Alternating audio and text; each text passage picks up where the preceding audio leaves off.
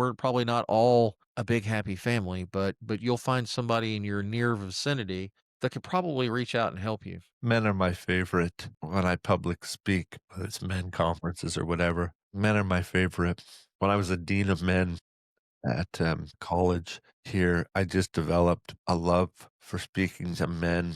Maybe it's because I know myself best or whatever, but I found one thing was common. Anytime that I was traveling with my father to go speak or with myself, when we get real with ourselves, when we talk about the messy things, when we talk about whatever, there's men, everyone, man out there has dealt with one of the things I'll speak about. And I think just bringing it to the surface in a safe environment where men can speak with you after or can say that, wait a second, this guy has moved on and is doing this. I find that it gives men permission in their mind to start talking about the messiness inside.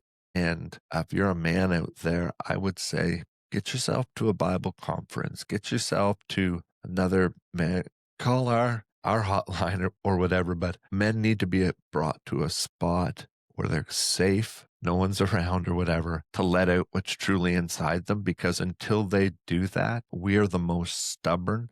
God has made us that way to be providers and built within us this continual drive to whatever, but we will drive ourselves literally either to drink or either to not go on in life any further because we won't enable those things we're burying to come out. And I'm saying until you get around a speaker or whatever that you're comfortable enough to say, wait a second, that's me. It was mental health a number of years ago. No man would talk about mental health back when I first started speaking. And I would find at the end of almost every time I spoke, there'd be about 15 men that say, can I talk to you after? And they'd say, I've been dealing with depression now for about 14 years, but I haven't told a soul. I've lost my job or whatever. But men need to know that it's find a safe spot where you can find a brother, a family member, or a pastor where you can just be real because until you do, you're going to live a life like Jonah. You will find yourself miserable and always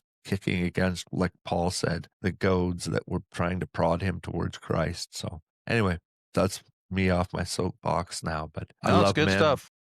and I think I think men at no time in history has there been a time where men need to step up and be leaders because we've raised little boys and that haven't heard the word no. And that may sound harsh, but until men start being godly and biblical leaders in their home, we're going to continue to see the problems we see because it's just going to be replicated in the youth. So anyway, I digress.